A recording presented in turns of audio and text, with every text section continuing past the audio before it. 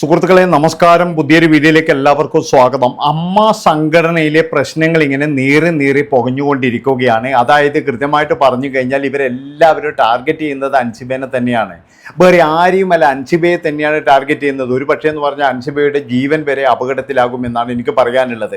അതായത് ഇവരുടെ ലക്ഷ്യം എന്താണെന്ന് വെച്ചാൽ ഇതിൻ്റെ അകത്തുള്ളവർക്കൊക്കെ എന്ന് പറഞ്ഞാൽ നല്ല രീതിയിൽ സാമ്പത്തികം വേണം. ആ സാമ്പത്തികം എന്ന് പറഞ്ഞു കഴിഞ്ഞാൽ പല സ്പോൺസർഷിപ്പുകളും പിന്നെ അങ്ങനെ ഇവർക്കൊക്കെ ചിലവാക്കാൻ വേണ്ടിയിട്ട് തന്നെയാണ്. അല്ലാതെ വേറെ ഒന്നുമില്ല. ഇവർക്ക് ഡിന്നർ അടിക്കണം, നല്ല ഫുഡ് അടിക്കണം, ഈ സംഘടനയുടെ പേരിൽ എന്ന് പറഞ്ഞാൽ നല്ല രീതിയിൽ അടിച്ചു പൊളിച്ച് ജീവിക്കണം എന്നുള്ള കുറച്ച് ആൾക്കാർ അവിടെ കയറി കൂടിയിട്ടുണ്ട്. എന്തിനധികം പറയുന്നത്, അതായത് ശ്വേതാ മേനോന് പോലും അറിയാത്ത പല കാര്യങ്ങളും അവിടെ നടക്കുന്നുണ്ട്.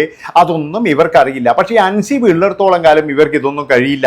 കാരണം എന്താ വെച്ചാൽ അൻസിബ എന്ന് പറയുന്നത് ഒന്നിനും കൂട്ടി നിൽക്കത്തില്ല. എനിക്ക് തോന്നിയിട്ടുള്ളത് അതാണ്. അതായത് അൻസിബ എന്ന് പറഞ്ഞു കഴിഞ്ഞാൽ കൃത്യമായിട്ട് അതായത് നേരോടെ പോകണം എന്ന് കരുതുന്ന ഒരാളാണ്. പക്ഷെ അൻസിബയെ കൂട്ടുപിടിക്കാൻ വേണ്ടിയിട്ട് ഇവരെല്ലാം ശ്രമിച്ചെങ്കിലും അതൊക്കെ പരാജയമായിരുന്നു. പിന്നെ നീന കുറുപ്പൊക്കെ ഉണ്ടെങ്കിൽ നീന കുറുപ്പിനൊക്കെ എന്ന് പറഞ്ഞാൽ നമുക്കൊരു സൈഡിലേക്ക് മാറ്റി നിർത്താം, ഒരു കുഴപ്പവുമില്ല. പക്ഷെ അൻസിബയെ അങ്ങനെയല്ല. അൻസിബയെ സൂക്ഷിക്കണം. കാരണം അൻസിബ ഏത് നിമിഷവും എന്ത് വിളിച്ചു പറയും. അൻസിബ എന്ന് പറഞ്ഞു കഴിഞ്ഞാൽ ഒരു ജോലി ഏൽപ്പിച്ചു കഴിഞ്ഞാൽ നല്ല ഭംഗിയായിട്ട് ആ ജോലി ചെയ്യുന്ന, അല്ലെങ്കിൽ കഴിഞ്ഞ പ്രാവശ്യം എന്ന് പറഞ്ഞു കഴിഞ്ഞാൽ മരുന്നുകൾ അയച്ചു കൊടുക്കുന്ന ഒരു ജോലിയായിരുന്നു. ആ ജോലിയൊക്കെ എന്ന് പറഞ്ഞാൽ വളരെ ഭംഗിയായിട്ട് ചെയ്ത ഒരു കുട്ടി തന്നെയാണ് ഈ അൻസിബ. അതുകൊണ്ട് തന്നെ എന്ന് പറഞ്ഞ് ഈ അൻസിബയെ നമുക്ക് ചാക്കിട്ട് പിടിക്കാൻ കഴിയില്ല എന്ന് ടിനി ടോമാറ്റിനും മനസ്സിലായി, മറ്റുള്ളവർക്കും മനസ്സിലായി. 75 ലക്ഷമൊക്കെ എന്ന് പറഞ്ഞു കഴിഞ്ഞാൽ ഒരു അമ്പലത്തിൽ നിന്ന് വാങ്ങിക്കുക എന്ന് പറഞ്ഞ് ഞങ്ങളൊന്ന് ആലോചിച്ച് നോക്ക്. അതായത് ഇതുവരെ ഇല്ലാത്തൊരു പരിപാടിയല്ലേ. 75 കോടിക്കണക്കിന് രൂപ പ്രതിഫലം വാങ്ങിക്കുന്ന യുവന്മാർ. അതുപോലെ തന്നെ എന്ന് പറഞ്ഞാൽ കച്ചവട സിനിമകൾ മുഴുവൻ നിർമ്മിക്കുന്നത് മലയാളത്തിലാണ്, നമുക്ക് എല്ലാവർക്കും അറിയാം. പിന്നെ കള്ളപ്പണം വെളുപ്പിക്കാൻ വേണ്ടിയിട്ട് കുറേ സിനിമകൾ അങ്ങനെയും നിർമ്മിക്കുന്നുണ്ട്. കാരണം എന്താണെന്ന് വെച്ചാൽ ഇവിടെ ഇറങ്ങുന്ന സിനിമകളിൽ പൈസ കിട്ടുന്ന സിനിമ 3-4 സിനിമ മാത്രമേ ഉള്ളൂ. അപ്പം അങ്ങനെയുള്ള മലയാള സിനിമയിൽ ഇവർക്കൊക്കെ എന്ന് പറഞ്ഞാൽ നല്ല രീതിയിൽ പൈസക്ക് ആവശ്യമുണ്ട്. ഇപ്പം ഈ സംഘടനയിലുള്ള അധികം ആൾക്കാർക്കൊന്നും സിനിമയോ കാര്യങ്ങളോ ഒന്നുമില്ല. ടിനി ടോമിന് സിനിമയില്ല, അതുപോലെ തന്നെ പത്മപ്രിയക്ക് സിനിമയില്ല, ലക്ഷ്മിപ്രിയക്ക് സിനിമയില്ല. പിന്നെന്ന് പറഞ്ഞാൽ മറ്റു പലർക്കും ഈ സംഘടനയിലുള്ള ആൾക്കാർക്കൊന്നും സിനിമയില്ല. പക്ഷെ അൻസിബക്ക് എന്ന് പറഞ്ഞു കഴിഞ്ഞാൽ വേറെ ജോലിയോ കാര്യങ്ങളോ എന്തോ ഉണ്ട്. അതുമല്ല, ഇനി സിനിമയില്ലെങ്കിലും അൻസിബക്ക് കൃത്യമായിട്ട് ജീവിക്കാൻ അറിയാം. ആ ഒരു ജീവിതം മാത്രമാണ് അൻസിബ ജീവിക്കുന്നത്. പക്ഷെ ഇവർക്ക് അങ്ങനെയല്ല. ഇവർക്കെന്ന് പറഞ്ഞാൽ ജീവിതവും ഇല്ല, സിനിമയില്ല, ജീവിതവും ഇല്ലെങ്കിൽ ഇവർക്ക് ആകെ എന്ന് പറഞ്ഞാൽ വലിയ വിഷമം തന്നെയാണ്. അതുകൊണ്ടാണ് ഇവർ ഈ അൻസിബയെ വെട്ടി നിരത്താൻ വേണ്ടി ആലോചിച്ചത്. അതിനു വേണ്ടിയിട്ട് ഇവന്മാർ ആദ്യം കണ്ടുപിടിച്ചത് എന്താണെന്ന് വെച്ചാൽ അൻസിബയെ മാനസികപരമായിട്ട് ബുദ്ധിമുട്ടിക്കുക. പിന്നെയെന്ന് പറഞ്ഞു കഴിഞ്ഞാൽ അവരുടെ എന്താ പറയേണ്ടത്, അവരെ പറ്റിയിട്ട് മറ്റു പല ആൾക്കാരോടും പലതും പറഞ്ഞു കൊടുക്കുക. പിന്നെന്ന് പറഞ്ഞു കഴിഞ്ഞാൽ അഭിഹിതങ്ങളും കാര്യങ്ങളും ഒക്കെ ഉണ്ടെന്ന് പറയുക. അവരെ ജിഹാദി എന്ന് വിളിക്കുക. ജിഹാദി എന്ന് വിളിച്ചില്ല എന്ന് പറഞ്ഞില്ലേ, കൃത്യമായിട്ടും വിളിച്ചിട്ടുണ്ടാവും. കാരണം ഈ ടിനി ടോമിൻ്റെ മനസ്സിലൊക്കെ എന്ന് പറഞ്ഞു കഴിഞ്ഞാൽ ഒരു സമയത്തൊക്കെ എന്ന് പറഞ്ഞു കഴിഞ്ഞാൽ സുരേഷ് ഗോപി സ്നേഹവും പിന്നെന്ന് പറഞ്ഞാൽ മറ്റു പല സ്നേഹങ്ങളുമാണ്. അതുപോലെ തന്നെ എന്ന് പറഞ്ഞാൽ ലക്ഷ്മിപ്രിയ, അങ്ങനെയുള്ള ഒരുപാട് പേർക്ക് എന്ന് പറഞ്ഞാൽ ആ ഒരു സ്നേഹമുണ്ട്. അതുകൊണ്ട് തന്നെ ഈ സംഘടനയിൽ കൃത്യമായിട്ടും അൻസിബയെ വിളിച്ചിട്ടുണ്ടാകും, വിളിച്ചിട്ടില്ല എന്നൊന്നും പറയുന്നില്ല. ഏതായാലും അൻസിബ പറയുന്ന ചില കാര്യമുണ്ട്, അത് നമുക്കൊന്ന് കേട്ടിട്ട് വരാം. ഞാൻ ഇപ്പോഴും പറയുകയാണ്, അൻസിബയുടെ ജീവൻ തന്നെ അപകടത്തിലായിരിക്കും. എന്നോട് ആദ്യം ദേഷ്യം വരുന്ന പ്രശ്നം എന്ന് വെച്ചാൽ IFFKയിൽ അമ്മ ഡിന്നർ പാർട്ടി നടത്തിയിട്ടുണ്ടായിരുന്നു. അപ്പോൾ ആ ഡിന്നർ പാർട്ടി നടത്താൻ വേണ്ടിയിട്ട് എന്തോ പൈസ സാങ്ഷൻ ചെയ്തിട്ടുണ്ടായിരുന്നു. ആ EC മീറ്റിംഗ് ഞാൻ പങ്കെടുത്തിട്ടില്ലായിരുന്നു. പക്ഷേ പാസാക്കി. അങ്ങനെ IFFKയിൽ ഡിന്നർ പാർട്ടി നടക്കുന്നു. അപ്പോൾ അങ്ങനെ ഞാൻ IFFKയിൽ കഴിഞ്ഞ IFFKയിൽ ഞാൻ പോയിട്ടുണ്ടായിരുന്നു. ആ പാർട്ടിയിൽ ഞാൻ പങ്കെടുത്തിട്ടുണ്ടായിരുന്നു. തിരിച്ചു വന്നപ്പോഴേക്കും ഈ നമ്മുടെ EC ഗ്രൂപ്പിൽ ടിനി ടോം ഉൾപ്പെടെ കുറച്ച് അംഗങ്ങൾ ഭയങ്കര പ്രശ്നം, സെക്രട്ടറി ഭയങ്കരമായിട്ട് മോശമായിട്ടുള്ള രീതിയിൽ സംസാരിക്കുന്നു. സെക്രട്ടറി പാർട്ടി നടത്തിയത് നന്നായില്ല, മോശമായി പോയി, ഇത്ര പൈസ എങ്ങനെ സെൻഡ് ചെയ്യാൻ പറ്റും എന്നൊക്കെ ചോദിച്ചിട്ടുണ്ട്. അപ്പോൾ ഈ പറയുന്ന പ്രശ്നം എന്ന് വെച്ചാൽ അമ്മയുടെ എപ്പോഴും സ്പോൺസേഴ്സ് കുറേ ഉണ്ടല്ലോ. അപ്പോൾ അവർക്ക് ഒരു കാറ്ററിംഗ്, അവർ വിചാരിച്ചൊരു കാറ്ററിംഗ് ടീം ഉണ്ട്. ആ ടീമിനെ കൊണ്ട് ചെയ്യിപ്പിച്ചിരുന്നെങ്കിൽ അവർക്ക് പ്രശ്നമില്ലായിരുന്നു. സെക്രട്ടറി വേറെ കാറ്ററിംഗ് ടീമിനെ കൊണ്ടാണ് ചെയ്യിപ്പിച്ചത്. ഇതായിരുന്നു ഇവരുടെ പ്രശ്നം. അപ്പോൾ ഇതെനിക്ക് മനസ്സിലായി. അപ്പോൾ കുറേ ഒരു സ്ത്രീയെ ഇങ്ങനെ ഹരാസ് ചെയ്യുന്ന, അതായത് ജനറൽ സെക്രട്ടറിയെ മാത്രം ബ്ലെയിം ചെയ്തുകൊണ്ടിരിക്കുക. അപ്പോൾ 2-3 ദിവസം ഇങ്ങനെ കണ്ടുകൊണ്ടിരുന്നപ്പോൾ ഞാൻ പോയിട്ട് മെസ്സേജ്, നിങ്ങൾക്ക് നാളെ ഒരു സ്ത്രീയെ ഇങ്ങനെ പരിഹസിക്കാൻ, ഇങ്ങനെ ഹരാസ് ചെയ്യാൻ ഒരു ഗ്രൂപ്പിൽ വന്നിട്ട് 10 പേരുടെ ഗ്രൂപ്പ്, അത് നാളെ ഇങ്ങനെ വന്നിട്ട് ഹരാസ് ചെയ്യാൻ ഭയങ്കര മോശം ചെയ്തുകൊണ്ടിരിക്കുന്നത്. നിങ്ങൾക്ക് തന്നെ കമ്മിറ്റിയിൽ ഇരുന്നിട്ട് പാസ്സാക്കിയത് IFFK ഡിന്നർ കൊടുക്കാന്ന് പറഞ്ഞിട്ട് നിങ്ങൾ പാസ്സാക്കിയിട്ട് ഒരാളുടെ തലയിൽ മാത്രം ബ്ലെയിം ചെയ്യുന്നത് എന്തിനാ? അത് ഭയങ്കര മോശമായിരുന്നു. അത് മുതൽ എന്നിട്ട് ഭയങ്കര ദേഷ്യം. അത് കഴിഞ്ഞിട്ട് ഓഫ്ലൈൻ ഒരു അടുത്ത EC മീറ്റിംഗിൽ ഇതേ വിഷയം വീണ്ടും ഉന്നയിച്ചു. വീണ്ടും ഇതേ ഹരാസ്മെന്റ്. അതായത് ഭാഷ ശരിയല്ല. അങ്ങനെ ഭയങ്കരമായിട്ട് നമ്മൾ ട്രിഗർ ചെയ്യുന്ന പോലെയുള്ള ഭാഷ ഉപയോഗിക്കും. അങ്ങനെയുള്ള ഭാഷ ഉപയോഗിച്ച സമയത്ത് അശ്ലീലപദങ്ങൾ എല്ലാവരും പറഞ്ഞിട്ടുണ്ട്. പിന്നെ ആ മീറ്റിംഗ് ഇടയിലൊക്കെ അശ്ലീലപദങ്ങൾ ഉപയോഗിച്ചിട്ടുണ്ട്. അപ്പോൾ ഇത് ഇങ്ങനെ പറഞ്ഞ സമയത്ത് ഈ ഇദ്ദേഹം തുറന്നു വെച്ചാൽ ഇദ്ദേഹം അവിടെ ഇരുന്നിട്ട് എന്നോട് ചോദിച്ചു, അൻസിബായിരുന്നു സപ്പോർട്ട് ചെയ്തത്. ഞാൻ ഗ്രൂപ്പിൽ വന്ന് ചോദിച്ചപ്പോൾ IFFK ഡിന്നർ കൊടുത്തതിന് അപ്പോൾ അൻസിബ ഞങ്ങൾ പറ്റിച്ചിട്ടാണ് സെക്രട്ടറി നേടിയെടുത്തു പറഞ്ഞു. ഞാൻ പറഞ്ഞത് ഇത്രയും പ്രായമില്ല മനുഷ്യ, ഇത്രയും പ്രായം നിങ്ങൾ പറ്റിച്ചു എന്ന് പറയുമ്പോൾ മോശമല്ലേ? അത് ഇവരൊക്കെയാണ് അങ്ങനെ പറ്റിക്കപ്പെട്ടിട്ടുണ്ടെങ്കിൽ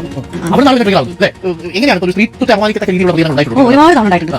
അതായത് ഇവരുടെ പരിപാടി എന്താണെന്ന് ചോദിച്ചു കഴിഞ്ഞാൽ പല ആൾക്കാർക്കും പാർട്ടി നടത്തുക. അതുമാത്രവുമല്ല, അതൊക്കെ എന്ന് പറഞ്ഞാൽ അമ്മയിൽ നിന്നും എടുത്തിട്ടുള്ള കാശ് കൊണ്ടാണ്. അപ്പോൾ അതുകൊണ്ടെന്ന് പറഞ്ഞു കഴിഞ്ഞാൽ ഇവർക്ക് നല്ല മൃഷ്ടാന ഭോജനം അടിക്കണം, അതിന് വേണ്ടിയിട്ടുള്ള ഒരു പരിപാടിയാണ് പല ആൾക്കാർക്കും കൊണ്ടുപോയിട്ട് മീറ്റിംഗ് പാർട്ടി എന്നൊക്കെ പറഞ്ഞു വെക്കുക. നിങ്ങൾ ആലോചിച്ച് നോക്കണം, അവിടെയുള്ള ഒരുപാട് പേർക്ക് പൈസ കൊടുക്കാൻ വേണ്ടിയിട്ട് അവർ അഹോരാത്രം ചില ആൾക്കാരൊക്കെ ജോലി ചെയ്ത് അങ്ങനെ കിട്ടുന്ന പൈസയൊക്കെ കൊണ്ടാണ് ഒരുപാട് കൈനീട്ടവും കാര്യങ്ങളൊക്കെ കൊടുക്കുന്നത്. ആ ഒരു സമയത്താണ് ഇതുപോലെയുള്ള ആൾക്കാർ വന്നിട്ട് ചെയ്യുന്നൊരു പരിപാടിയാണ്. എന്താണെന്ന് വെച്ച് കഴിഞ്ഞാൽ ഇവർ സ്വന്തമായിട്ട് പാർട്ടി നടത്തുക, ഇവർക്ക് ഇഷ്ടമുള്ള ആൾക്കാർ വെച്ചിട്ട്, പിന്നെന്ന് പറഞ്ഞാൽ ഇഷ്ടമുള്ള കാറ്ററിംഗുകാർ വെച്ചിട്ട്, അപ്പോഴെന്ന് പറഞ്ഞാൽ കമ്മീഷൻ കൃത്യമായിട്ട് ഇവരുടെ പോക്കറ്റിലേക്ക് വരികയും ചെയ്യും. അപ്പം അങ്ങനെയൊക്കെ എന്ന് പറഞ്ഞു കഴിഞ്ഞാൽ മുടിപ്പിക്കാൻ വേണ്ടിയിട്ട് കയറിയ ഒരു സംഘടനയാണ് ഈ ഒരു ഇതിലുള്ളത്. അതായത് കുറേ ആൾക്കാർ അവരുടെ സ്വാർത്ഥ താല്പര്യത്തിന് വേണ്ടിയിട്ട് സംഘടനയെ നല്ല രീതിയിൽ ഉപയോഗിച്ചു കൊണ്ടിരിക്കുകയാണ്. അതിനു വേണ്ടിയിട്ട് അവർ പറയുന്ന മുടന്തൻ ന്യായങ്ങളുണ്ട്. എല്ലാം സംഘടനയ്ക്ക് വേണ്ടിയിട്ട് അല്ലാതെ വേറെ ആർക്കും വേണ്ടിയിട്ടല്ല.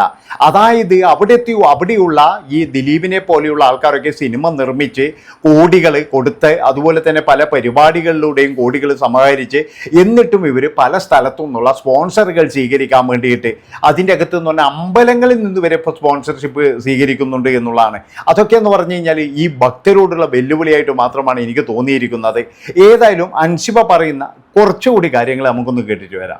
പറയും. അതുപോലെ ഞാൻ നോമ്പിന്റെ സമയത്ത്, ഈ കഴിഞ്ഞ നോമ്പിന്റെ സമയത്ത് ഞാൻ ഓൾറെഡി സെക്രട്ടറി വിളിച്ച് പറഞ്ഞിട്ടുണ്ടായിരുന്നു, ഞാൻ ഉച്ച വരെ ഇരിക്കുള്ള ഈസി മീറ്റിംഗ് എനിക്ക് വയ്യാണ്ടാവും നോമ്പാണെന്ന് പറഞ്ഞു. അപ്പോൾ എന്നിട്ട് നോക്കി ഉച്ചയ്ക്ക് പൊക്കി വന്നു. അപ്പോൾ നമ്മുടെ അവിടെ ഈസി മീറ്റിംഗ് തുടങ്ങി കഴിഞ്ഞാൽ ലഞ്ച് ബ്രേക്ക് ചിലപ്പോൾ 3 മണിക്കൊക്കെയാണ്, 3 3:30 4 മണിക്കൊക്കെയാണ് പറയുന്നത്. അപ്പോൾ ഞാൻ ആ ഈസി മീറ്റിംഗ് പോയ സമയത്ത് ഉച്ചയായി കഴിഞ്ഞപ്പോൾ ലഞ്ച് ബ്രേക്ക് പറഞ്ഞു. ലഞ്ച് ബ്രേക്ക് പറഞ്ഞു കഴിഞ്ഞിട്ട് വീണ്ടും 1/4 മണിക്കൂർ വീണ്ടും പ്രസിഡന്റും എല്ലാവരും വീണ്ടും സംസാരിച്ചുകൊണ്ടിരിക്കുക, എന്തൊക്കെ ചെയ്യുന്നത്. അപ്പോൾ വിശന്നിട്ടായിരിക്കും ജോയ് മാത്യു സാർ ആദ്യം എഴുന്നേറ്റ് പോയി. പിന്നെ വേറെ 1 2 അംഗങ്ങൾ എഴുന്നേറ്റ് പോയി. അപ്പോൾ ഞാൻ എഴുന്നേറ്റ് പോയി. ഞാൻ ഓൾറെഡി പറഞ്ഞിട്ടുണ്ടായിരുന്നു ഞാൻ പോകുന്നത്. അപ്പോൾ ഞാൻ എഴുന്നേറ്റ് പോയി. പക്ഷേ അത് ഞാൻ വാക്കൗട്ട് ചെയ്യുന്ന രീതിയിൽ സംസാരിച്ചോളൂ. അപ്പോൾ തന്നെ ടീച്ചർ കണ്ടു, അവൾ കാണിച്ചത് അവിടെ DNA അവൾ കാണിച്ചത്. അപ്പോൾ തന്നെ നീ ചേച്ചി ലൗഡ് സ്പീക്കർ ഇട്ട് വിളിച്ചു. ഞാൻ തിരിച്ച് ഫോൺ വീട്ടിലേക്ക് ഡ്രൈവ് ചെയ്തുകൊണ്ടിരിക്കുന്നു. അപ്പോൾ ഫോൺ കോൾ വന്നിട്ട് ഓപ്പൺ ചെയ്തപ്പോൾ ലൗഡ് സ്പീക്കർ കേൾക്കുന്നത് ശബ്ദമാണ്. അപ്പോൾ ടീച്ചർ DNA കാര്യം പറഞ്ഞു. അപ്പോൾ നീ ചേച്ചി പറയുന്നത് എങ്ങനെയാണ് ഇങ്ങനെ ആൾക്കാരെ പറ്റി ഇങ്ങനെ മോശം പറയാൻ പറ്റുമെന്ന് ചോദിക്കുന്നുണ്ട്, നീ ചെയ്യുന്നതൊക്കെ നിങ്ങൾക്ക് തിരിച്ച് കിട്ടും എന്ന് പുള്ളിക്കാരി പറയുന്നത്. അപ്പോഴേക്കും ഈ പുള്ളി ഇറങ്ങി അവിടെ ഓടി. അത് കുറെ മെമ്പേഴ്സ് തന്നെ പറഞ്ഞു. അത് അമ്മ കുടുംബസംഘത്തിന്റെ തലേ ദിവസം 12 മണിക്കാണ്. ആ സമയത്തായപ്പോഴും ഞാൻ പോയിട്ടുണ്ടായിരുന്നു. അത് നീന ചേച്ചിയുടെ മാത്രമല്ല, മറ്റു ചില അംഗങ്ങൾ ഇരിക്കുന്ന സമയത്ത് ഇതിന്റെ മുന്നേ തന്നെ പറഞ്ഞതാണ്. അപ്പോൾ എൻ്റെ ഒരു അഭിപ്രായം പറഞ്ഞു കഴിഞ്ഞാൽ ഇവിടെ ടിനി ടോം എന്ന് പറയുന്ന ഒരുത്തെ മാരക വില്ലൻ തന്നെയാണ്. അതായത് അവൻ ഈ സംഘടനയെ ശരിക്കും നശിപ്പിക്കാൻ വേണ്ടിയിട്ട് തന്നെ മുന്നിട്ട് നിൽക്കുന്ന ഒരു വ്യക്തിയായിട്ടാണ് എനിക്ക് തോന്നിയിരിക്കുന്നത്. ഒരു കാരണവശാലും അവനെ പോലെയുള്ള ആൾക്കാർ ഒരിക്കലും ഈ സംഘടനയിൽ ഇനി അടുപ്പിക്കാൻ പാടില്ല. എത്രയും പെട്ടെന്ന് അവനെയൊക്കെ പുറത്താക്കി കഴിഞ്ഞാൽ സംഘടനയുടെ മാനം രക്ഷിക്കാമെന്നാണ് എനിക്ക് പറയാനുള്ളത്. അതായത് ഒരാൾ പോലും അയാൾക്കെതിരെ പറയാനില്ല. അയാൾ ഇത്രയും വലിയ കളി കളിച്ചിട്ടും ഒരാൾ പോലും അയാൾക്കെതിരെ സംസാരിക്കാനോ ഒന്നിനുമില്ല. ഇപ്പോഴും ഈ അൻഷിബ എന്ന് പറയുന്ന ഈ യുവതി തന്നെ വേണ്ടി വന്നു, ഈ നടി തന്നെ വേണ്ടി വന്നു ഇവനെതിരെ പ്രതികരിക്കാൻ വേണ്ടിയിട്ട്. എല്ലാവർക്കും ഇവന്റെ ഭയമാണോ അല്ലെങ്കിൽ എന്തുകൊണ്ടാണെന്ന് അറിയില്ല, ഇവനൊരു കൂട്ടം ഇവന്റെ പുറകിലുണ്ട്. അത് തന്നെയാണ് ഇയാളുടെ ധൈര്യം എന്നാണ് എനിക്ക് തോന്നുന്നത്. ഏതായാലും ഇവരുടെ ആ നാറിയ പരിപാടികൾ മുഴുവൻ, അതായത് DNA എന്നൊക്കെ പറഞ്ഞ് ഞങ്ങൾ ആലോചിച്ച് നോക്കറ, എത്രമാത്രം മോശപ്പെട്ട വാക്കുകളാണ് അയാൾ ഉപയോഗിക്കുന്നത്. അയാളുടെ വാക്കുകൾ, അയാളല്ല എനിക്ക് തോന്നുന്നു അയാൾ വേറെ എന്തോ ഒരു തലത്തിൽ, എനിക്ക് ഇനിയിപ്പോൾ അയാൾ നോർമൽ അല്ലേ എന്നുള്ള സംശയം വരെയുണ്ട് എന്നുള്ളതാണ്. ഏതായാലും ഇയാളെ പറ്റിയിട്ടുള്ള കംപ്ലൈന്റുകളാണ് മുഴുവൻ എന്ന് പറഞ്ഞു കഴിഞ്ഞാൽ ഇവർക്ക് പറയാനുള്ളത്. മനസ്സിലാക്കിയിടത്തോളം അമ്മയിൽ ഞാൻ ഈ പ്രാവശ്യത്തെ ഇലക്ഷൻ സ്റ്റാൻഡ് കണ്ടപ്പോഴാണ് ഞാൻ ഇങ്ങനെ ആലോചിക്കായിരുന്നു, പാർലമെന്റ് ഇലക്ഷൻ പോലും ഞാൻ സ്റ്റാൻഡ് കണ്ടിട്ടില്ല. അമ്മയിൽ ഇത് ഇലക്ഷൻ സ്റ്റാൻഡ് എന്താണെന്ന് ഞാൻ അന്ന് വിട്ട് ആലോചിച്ചിട്ടുണ്ടായിരുന്നു. അപ്പോൾ പക്ഷേ ഇപ്പോൾ ഈ ഒരു ഭാരവാഹിത്വത്തിൽ ഞാൻ ആദ്യമായിട്ടായിരിക്കുന്നത്. ഞാൻ ആദ്യം വർക്കിംഗ് കമ്മിറ്റിയിലും പിന്നെ എക്സിക്യൂട്ടീവ് മെമ്പർ. അപ്പോൾ ഞാൻ നമ്മൾ ബംഗാളി പണി പറയും, പണിയെടുക്കുന്ന ഇതിലായിരുന്നു പറയുന്നു. ഓക്കെ, അവിടെ ചെയ്യുന്നു ഗ്രൗണ്ട് വർക്ക് ആയിരുന്നു. അപ്പോൾ ബാക്കി കാര്യങ്ങൾ നമുക്ക് അറിയില്ല. പക്ഷേ ഇപ്രാവശ്യം ജോയിന്റ് സെക്രട്ടറി ആയപ്പോൾ ബാക്കിയുള്ള കാര്യങ്ങൾ അറിയാൻ തുടങ്ങി. അപ്പോൾ എനിക്ക് മനസ്സിലായ കാര്യം, അമ്മ എന്ന് പറയുന്ന അസോസിയേഷൻ, ഞാൻ ഇതേ ചാനലിൽ വന്നിട്ട് അമ്മ അസോസിയേഷന് വേണ്ടി വാദിച്ചതാണ്. AMM എന്ന് പറയുന്നത് അമ്മ എന്ന് പറയുന്നത് ഇപ്പോൾ ഇത്രയും പ്രശ്നം ഉണ്ടായിട്ടും എനിക്ക് അമ്മയെ പറയാൻ പറ്റും. വേറെ ഒന്നുമല്ല, ഒരു 504 മെമ്പേഴ്സ് ഉള്ള സംഘടനയാണ്. അതിൽ 400 പേരാണ് ആക്റ്റീവ്. അതിൽ തന്നെ 90% ആൾക്കാർ ജോലി ഇല്ലാത്തവരാണ്. അവരെ സഹായിക്കുക, വെൽഫെയർ. അപ്പോൾ അതാണ് സ്വാർത്ഥ താല്പര്യം. അപ്പോൾ വെൽഫെയർ, അപ്പോൾ ഈ കുറേ പേർക്ക് 10-100 പേർക്ക് കൈനീട്ടം പോകുന്നുണ്ട്. പിന്നെ ഞാൻ കഴിഞ്ഞ കമ്മിറ്റി ഉണ്ടായിരുന്നത് സഞ്ജീവനി എന്ന് പറഞ്ഞ മെഡിസിന്റെ തുടങ്ങി വെച്ചതും അത് 58 പേരോളം ആക്കിയത് ഞാനായിരുന്നു. മെഡിസിൻ കൃത്യമായിട്ട് എല്ലാ മാസവും ഞാൻ എല്ലാവർക്കും അയക്കായിരുന്നു. അപ്പോൾ അതൊക്കെ ചെയ്തുകൊണ്ടിരുന്ന സമയത്ത് ഈ കമ്മിറ്റി വന്നപ്പോൾ തന്നെ മാറ്റി അൻസിബ അത് ചെയ്യേണ്ട. അപ്പോൾ ഇവർ തെറ്റിദ്ധരിച്ചിരിക്കുന്നത് വെച്ചാൽ ഞാൻ സഞ്ജീവനി ചെയ്തുകൊണ്ടാണ് എതിരില്ലാതെ ഞാൻ തിരഞ്ഞെടുക്കപ്പെട്ടത്. അതുകൊണ്ട് അടുത്ത പ്രാവശ്യം മത്സരിക്കുകയാണെങ്കിൽ വരണ്ടാന്ന് വിചാരിച്ച ചെയ്ത കാര്യമാണ്. പിന്നെ വാ മുടി കെട്ടി ഫോക്കസ് എന്ന് പറഞ്ഞിട്ട് അമ്മയിൽ ഒരാളെ ഉണ്ടാവുള്ളൂ. അല്ലെങ്കിൽ പ്രസിഡന്റും സെക്രട്ടറിയും സംസാരിക്കുക, അല്ലെങ്കിൽ ജോയ് മാത്യു സാർ സംസാരിക്കുക, വേറെ ആരും മിണ്ടാൻ പാടില്ല. ഈ കമ്മിറ്റി വന്നതിന് ശേഷം റെപ്രസെന്റ് ഞാൻ ഏതെങ്കിലും വാർത്താ ചാനലിൽ സംസാരിക്കുന്നത് സാർ കണ്ടിട്ടുണ്ടോ? കാരണം വാ മുടി കെട്ടിയതാണ്. അതുപോലെ മെമ്പേഴ്സ് ഞാൻ ബ്രോഡ്കാസ്റ്റ് മെസ്സേജ് അയക്കാറുണ്ടായിരുന്നു. ഇനി ഒരു അൻസിബ ബ്രോഡ്കാസ്റ്റ് മെസ്സേജ് ഒന്നും അയക്കാൻ പാടില്ല, ഇവിടെ ഞാൻ ഓഫീഷ്യൽ അയക്കും എന്ന് പറഞ്ഞിട്ട് ഞാൻ മെമ്പേഴ്സിനോട് മിണ്ടാൻ പാടില്ല എന്നാക്കി. അപ്രഖ്യാപിത വിലക്കായിരുന്നു എനിക്ക് അവിടെ, ഒന്നും ചെയ്യാൻ പാടില്ല. അതുപോലെ ജോയിന്റ് സെക്രട്ടറിക്ക് അമ്മയിൽ ഒരു ക്യാബിൻ ഉണ്ടായിരുന്നു കഴിഞ്ഞ കമ്മിറ്റി മുതൽ. ഞാൻ ജോയിന്റ് സെക്രട്ടറി ആയിട്ട് ചെന്നത് മുതൽ അമ്മയിൽ ജോയിന്റ് സെക്രട്ടറിക്ക് ക്യാബിൻ ഇല്ല. അപ്പോൾ ഞാൻ അങ്ങോട്ട് വരണ്ട. അപ്പോൾ കൃത്യമായിട്ട് അവിടെ നടക്കുന്ന ഒരു സംഭവം എന്താണെന്ന് വെച്ച് കഴിഞ്ഞാൽ അൻസിബയെ ഭയം തന്നെയാണ് ഇവർക്ക്. അതായത് അൻസിബ പലതിനും കൂട്ടു നിൽക്കത്തില്ല, അല്ലെങ്കിൽ അൻസിബ ഉണ്ടെങ്കിൽ പലതും നമുക്ക് നടക്കത്തില്ല, അൻസിബ ഉണ്ടെങ്കിൽ നമ്മുടേതായ കാര്യങ്ങളൊന്നും നടക്കുന്നില്ല എന്നുള്ളൊരു ഭയം ഇവരുടെ ഇടയിൽ നല്ല രീതിയിലുണ്ട്. ആ ഒരു ഭയമാണ് അൻസിബയ്ക്ക് എതിരാകാൻ കാരണം. അതുകൊണ്ടാണ് ഞാൻ പറയുന്നത് അൻഷിബയല്ല കുറ്റക്കാരി, അവിടെയുള്ള മറ്റുള്ളവർ തന്നെയാണ്. അൻഷിബയുടെ ഭാഗത്ത് തന്നെയാണ് ന്യായം. എല്ലാവരും അൻഷിബയുടെ ഭാഗത്ത് തന്നെ നിൽക്കണം. അതാണ് ഞാൻ പറഞ്ഞത്. അൻഷിബയുടെ ജീവന് വരെ അപകടത്തിലാണ്. അതുകൊണ്ട് തന്നെ കൃത്യമായിട്ടെന്ന് പറഞ്ഞു കഴിഞ്ഞാൽ ഇതിൽ പോലീസിലെ പരാതി കൊടുത്തിട്ടുണ്ടെങ്കിൽ അതിന്റെ കംപ്ലൈന്റ് കാര്യങ്ങളൊക്കെ പെട്ടെന്ന് എടുത്തിട്ട് ടിനി ടോമിനെ വിലക്കണം എന്നാണ് എനിക്ക് പറയാനുള്ളത്. കാരണം അയാൾ കൊടൂര വില്ലൻ തന്നെയാട്ടാ.